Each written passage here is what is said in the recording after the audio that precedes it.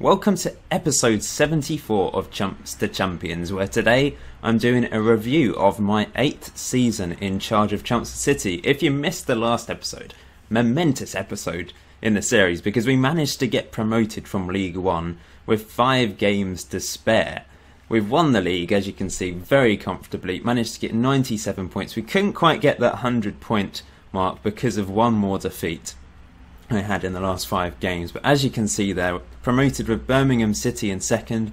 Barnsley went up in the playoffs, Walsall, Stevenage, Rochdale and Yeovil went down, but a remarkable season for us. Let's just have a look at the table. In this season review I'm going to look at how we did, look at how my players did, see some club statistics, that sort of thing, what's been happening recently, and then have a look at some of the other divisions and cups as well, just to see what's going on in the rest of England. But as you can see there, we won 28 games, drew 13, only lost 5 games. We've lost 10 games in 2 seasons in League 1. That is incredible. That is unbelievable for a team that's only really recently got promoted from the conference. So we've done really, really well. Plus 41 goal difference as well. So I think we were, 3rd top scorers in the league, just behind Bradford and Notts County. In terms of defence, we had the 3rd best defence. But overall, obviously, we did rather well, didn't we? So let's look at some of the player statistics for the league. As you can see there, Bob Harris, top average rating. Crazy performance from him this year, from left-back for me. He'll be my main left-back next year, despite the fact he's 34, I think. Going on 35 at the end of August. So, I mean, I'll try and sign another. I have to try and improve the team, whatever. Whether that means Bob Harris loses his place because I managed to find a better left-back. But he's been brilliant for me this year. Can't really fault him. Goals and assists-wise, we were just not up there with the big boys. We shared the goals around, we shared the assists around. There was no standout performance from my attacking players this year. Ian Reese is on the shots on target ratio. Bacon had a very good average minutes per goal. He was mainly a super sub and scored 13 goals towards the start of the season, then dropped off and had a couple of injuries. In terms of player of the match, Bob Harris is joint 4th, but he also got the most yellow cards this season with 15 yellow cards. So I think that probably means he's going to be suspended at the start of next season. Whether it carries over, I don't know. What else? Clean sheets, Lovelock got the most. Now, I did do a poll to basically decide whether Lovelock should be playing for me next season as my number 1, and unfortunately, most people, well, for people that want him to carry on playing, unfortunately, he did lose the poll. So I'm going to be bringing in a new goalkeeper. I've already brought him in, actually. He's going to be coming when the transfer window opens. So I'll show you him in a second. But Lovelock will still be in the team as my backup. It's weird because off camera, in the games that I don't show you, he is Superman sometimes. He pulls off some incredible saves. But the last few episodes, he has been making quite a few mistakes, and that's probably why you guys don't want him around anymore. He's got some good attributes looking at him. Goalkeeping attributes, very good. But mentally and physically, it's where he is let down. Because it is all about being a good mental and physical goalkeeper as well nowadays. You don't just have these good goalkeeping attributes. You need everything. You need good... He's got decent concentration, to be fair, but pace and acceleration very low. Agility is not great. That's an important attribute for a goalkeeper. So there's things that are lacking, and that's why he's let down sometimes. Key passes, Bob Harris and Mitchell on that list. Both got over 100 key passes. Bob Harris with loads. Not as many as Muggleton, because his long throws aren't as good as Muggleton's was. But he still gets a lot of long throws from taking throw-ins. Okay, let's look at the team then and see who made the most appearances first of all. Harry Hickwood, 50 starts and 1 sub-appearance. Had a decent season, much better season than last season, 7.03 average rating. Lovelock, 7.02 average rating, is pretty good for a keeper on this game, I think. Goals-wise, top was Bacon, like I said. Then it was Mitchell and Allen. Mitchell managed to get a couple goals in the last couple of games because I played him up front. Average rating-wise, Bob Harris top. Then it was Paul Mitchell, had a very good season, 11 goals, 11 assists. Langiano on loan from Everton. I really hope I can sign him because his contract's running up. I can't. Oh, we can go for him now. Brilliant. So he wants 5.75k a week. I'm going to reduce that to 5k, and I'm going to take that down to 5% and lock that. This is what I tend to do just to reduce things as much as possible. Minimum fee release clause, that's fine. If someone bids 2.1 million for him, then that's brilliant. But he would be a key player for me. He had a really great season in defence for me. Then assists. Let's go on to assists. So Paul Mitchell, top. Cooper and Stewart both got 10. I will be releasing Cameron Stewart. I'll go through the players in a minute that I'm keeping and releasing. But Mitchell, he's signed a new contract with Reading. They obviously rate him, despite the fact he's 23 now and hasn't broken into the Reading first team. They've given him another 2-year contract, so I wasn't able to sign him on a free. Now I've bid for him on loan, but he's rejected me twice. Very annoying, I must say. So I'm going to keep persisting with him because he has been the star man of the series the last 3 years, hasn't he? That first season, 25 goals in all competitions in League 2 to help me get promoted. Last season, started a bit slowly up front, so I converted him into central midfield. Had a decent season first half of the second half of the season when he was first playing in central midfield. Had a decent season. This season he has been a revelation in central midfield. Scored quite a few goals, got quite a few assists, has got a very good average rating, and he's really made that attacking playmaker role his own. It's worked really well for him. So to summarise, I really want him to stay. Okay, let's look at the team then and see contracts running up, and I'll show you whose contracts are running up. Koulibaly, I've given him the option of staying. He's been around a long time, but he doesn't want to be a backup for me, unfortunately. So he's rejected my most recent contract offer, and he doesn't want to talk to me now. He's been at the club 3 years, and he's done a solid job. He's been a good defensive midfielder for me over those years. This year he's played more games than I was hoping for because Andrew Hunt has been injured, my guy on loan. Craig Alcock, I won't be renewing his contract. I don't think there's any affinity with Alcock from you guys. I wouldn't have thought so anyway. It's only his second season here. Put in a 6.99 average rating 2 seasons. What is the chances of that? Played most games this year from right back, but I'm going to be looking for a better right back to bring in. Cameron Stewart has really dropped off. He had an incredible first season with me last year. Top scorer, 21 goals and 6 assists. This year he's actually got more assists. He's got 10 assists, but only 1 goal. But I suppose assists is the thing that he's meant to be doing for the club. But he's suffered from injuries. He's dropped off. His average, his current ability's dropped off. He's 31 now. I will not be giving him a new contract. Sorry, guys. He's great at League One for me, but he's not going to be good enough for the Championship. Chris Doolan scored 1 amazing goal for me and a couple others, I think, last season, but hasn't done anything else for me. Only played 2 league appearances, 2 sub appearances this year for me, and actually scored 1 goal actually before going on loan to Torquay. Scored 4 goals in the conference. He's not good enough for me. I'm going to be letting him go. He's on quite a bit of money. Other than that, I think everyone else is okay. Faulkner, his contract's running up at Southampton. Hasn't been as good for me this year, but I might sign him if I can't find anyone better. Chris Robinson on loan from Huddersfield did okay for the last half of the season. Scored 2 goals, but I probably won't be trying to get him back on loan. I need better players than him. Bello, a player that didn't really get into the first team simply because I had too many loan players and I couldn't put him on the bench. I couldn't put him in the first team. He's a great left back on loan from Arsenal. I don't know whether I'll get him back. We'll see. Langiano, I've just bid for him. Nicklin, right back, hardly played any games because, once again, like Bello, he couldn't get in the team because of his loan status, and I don't think he'll be good enough next year to come here.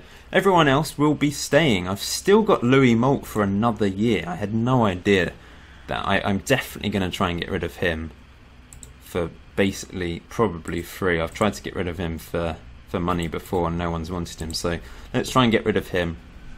Ian Reese will be here for another year. George Cooper had a decent season. Lovelock obviously is going to be staying. Hickford, Bacon, Riley, Hoey, Main, Perkins, Roberts, Allen and Hunt. They all have 1 year left. Actually, Andrew Hunt's got 1 year left Ipswich, and I've already managed to get him on loan for another year, I think. If I just check transfers.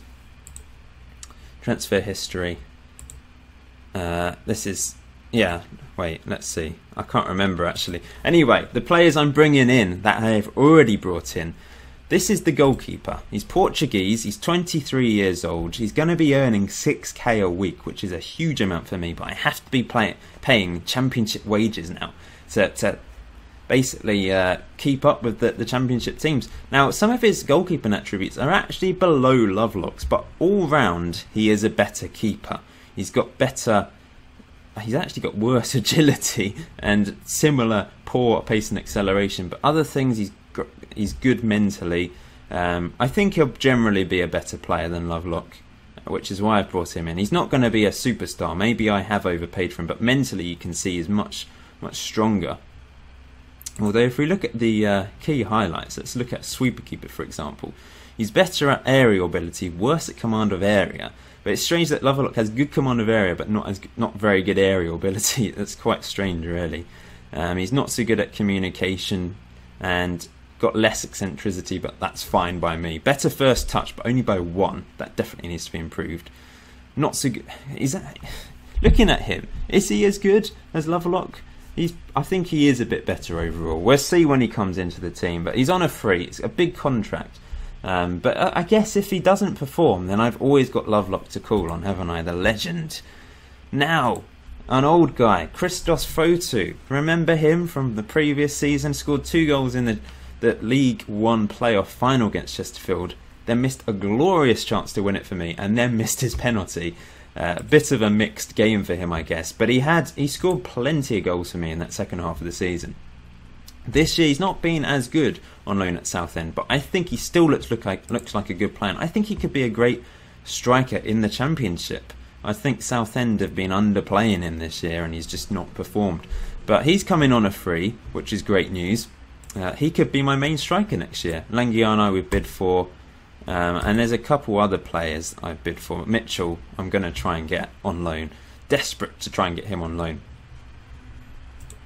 Other than that, I will definitely need to be improving certain positions. I need a new right back, probably another centre back, another left back, maybe a couple of midfielders possibly, and maybe I will need a new right winger, a new left winger. So basically I need to improve the squad completely. Now I do have money to spend, fortunately, as you can see here, 822k and 38.66k per week left. Because obviously doing really well in League One, the boards have been enabled to give me more money, which is very useful because I need to improve the team if I'm going to compete in the Championship. Now, the club as a whole, we have actually relocated just temporarily to Southend. Now, we're playing at the new Southend Stadium that is in the pipeline, has been in the pipeline for a few years in real life. But it's strange because Southend aren't actually playing there. They're still playing at Roots Hall. So there's this new stadium that's being built, but Southend aren't even there. Fossett's Farm. If we look at the teams, they're not playing there. Southend are playing there. And it's rather strange. I don't really understand, unless it's really new and they're actually just about to move in. And that's why they're not showing. But I don't know, it's a 22,000 seat stadium and it's not doing anything. It's really odd. I don't quite understand what's happened, but I'm not going to complain. Anyway, we're going to have a new 3,000 seat terrace conversion because we need to meet Championship standards. So that's going to cost a hell of a lot of money. That we've had to take out a loan to pay for that, so that may affect my finances. It's going to be completed in November, so we're only going to be playing at Fossett's Farm for a short while. But it'd be interesting to see what our gates are like. Can we attract more than the 3,500 fans we've been getting on average this season? I don't know. I suppose we'll have to see. I'm now on the icons list, which is great news. I mean, I should really be a legend. How am I below Derek Tiffin and Tony Butcher, considering I've just got them promoted to the Championship? I think that sort of thing needs to be re-evaluated for FM16 because I've got Chumps City promoted to the Championship. The highest they've ever been is the Conference South, or the equivalent of the Conference, I think, years ago in the 70s. And I'm still not a legend at the club. Why? I surely should be a legend at the club. I'm on the same level with Sam Muggleton. I don't know. Anyway, maybe I'll become a legend eventually. This is my profile for those of you interested. As you can see, I'm very good at attack coaching, defence coaching, also very good at technique coaching. I've been doing various coaching courses over time. I've got a Continental A licence at the moment. So obviously I've become a very good coach over the years. This is my staff team. I haven't shown this for a while. My scouts are quite good, I think. Hutchcock's 18, 14 ability and potential. Nigel Keedy has 20 and 19. He's very good. So 2 decent scouts there. Maybe try and bring in another scout at some point. I brought in another coach since the last episode. He's pretty strong looking at him. So it's good to just improve the coaching team over time, because I need to, and I'm allowed to now. The board let me sign more guys. That's very useful. I've got Asa Charlton as my assistant still. He's got a Continental A license. So I've got coaches with good strong coaching qualifications, so it's very useful to have. Once again, the youth intake was very poor this year. It's just really ridiculous, because our facilities are really poor. You may have noticed there. Despite the fact we spent £500,000 improving the youth facilities, they're still below average.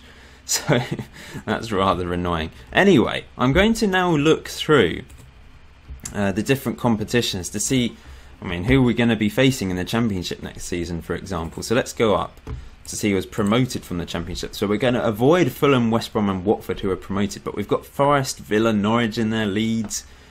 Some big teams in there, Hull and Crystal Palace. It's going to be difficult to get out that division. Bristol City, Luton and Shrewsbury were relegated. Had a couple people asking how Chesterfield were getting on. They actually survived, which I'm pleased about, because we can now go and get revenge on them. We're going to go and thrash them and get revenge for that playoff final.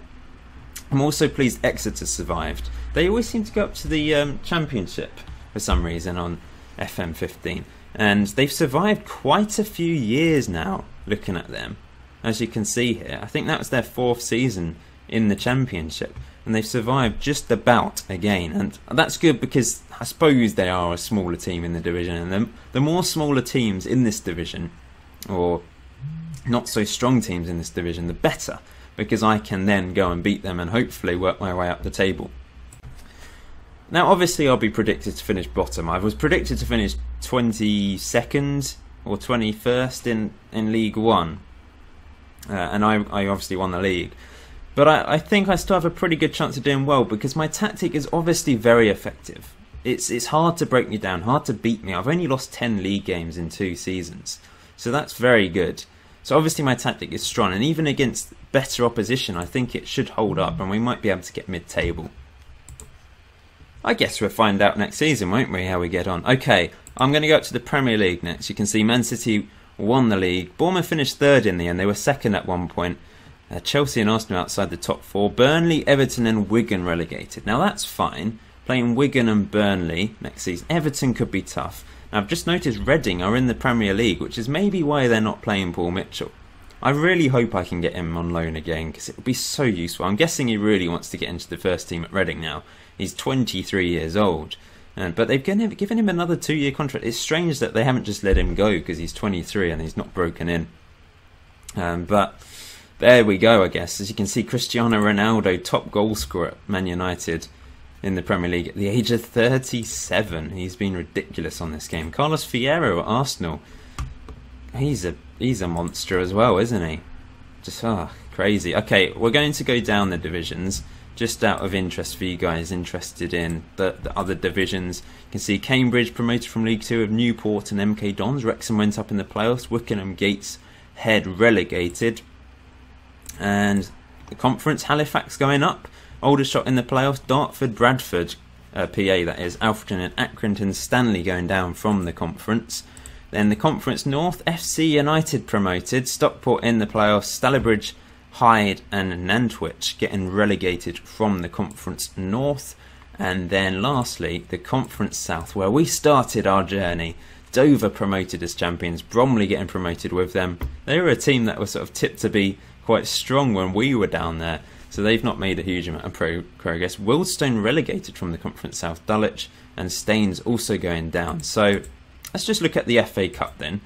Last year Palace won it, but this year Newcastle beat Man United 5-3 in the final. What a game! That's possibly the greatest ever final.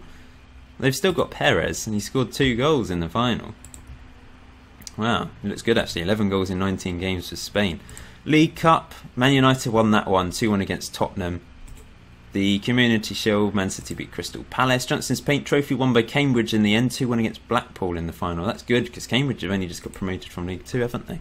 and Southport beat Curzon Ashton in the FA Trophy. Champions League then, let's have a look at it. I always forget what it's called on it. Champions Cup, I think, is on this game. Bayern won it the last few years. Oh, Shakhtar won it in 2021. That's interesting. You can see who's won it over the last, well, since the start of the game. Euro Cup won by Leverkusen, beating Liverpool 4-3 in the final. Interesting stuff. So there we go. That's the divisions gone through. I think that's probably all I need to recap. Maybe we can look at a few statistics. Let's have a quick look.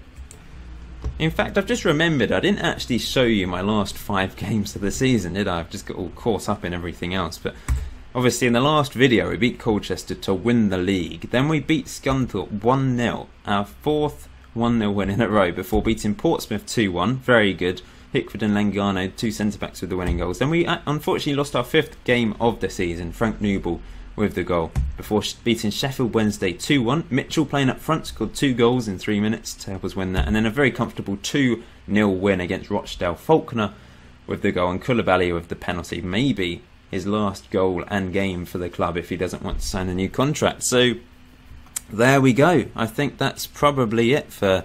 I know people wanted to see... How do you see average attendance on here? I can show you my most recent game. So the last game of the season, 4,081. That's probably the highest we've got for a league game. And against Portsmouth, we managed to get 3,000. Against Leyton Orient, 3,800. So it varies between 3,000 and 4,000 fans. We've got a 5,000-seater stadium at the moment. It's going to go up to 8,000. I wonder what sort of attendances we will be pulling in the Championship. You can see finances here. It's pretty healthy at the moment, I guess. Not bad at all by the looks of it. So hopefully we should be fine on that front. I can adjust the budget if I need to. I've got plenty of money to play with. Not sure who my new captain will be next year. Will it still be Lovelock even though I'll be number 2? I suppose it'd be sensible to make it someone else, but I don't want to upset the dressing room. That's the problem. It's almost good to let the captain go. A bit like in real life, West Ham didn't announce a new captain until Nolan had left the club, and then obviously he was club captain, meaning there's no one now that is club captain, meaning you're not going to upset the dressing room by just making a new captain, because there's the old one's already gone. But I don't know, I'll have a think about that. Anyway, thank you for watching. Please hit the like button if you've enjoyed the series so far. The next video will be the start of my 9th season in charge of Chumps City, and we'll be aiming to do our best in the Championship. I really hope I can just surprise everyone and get promoted straight away, because FM16 is just around the corner. But yeah, either way, I think it'll be an enjoyable season. Please hit that like button. Please leave your thoughts in the comment section below. I'll see you soon, guys.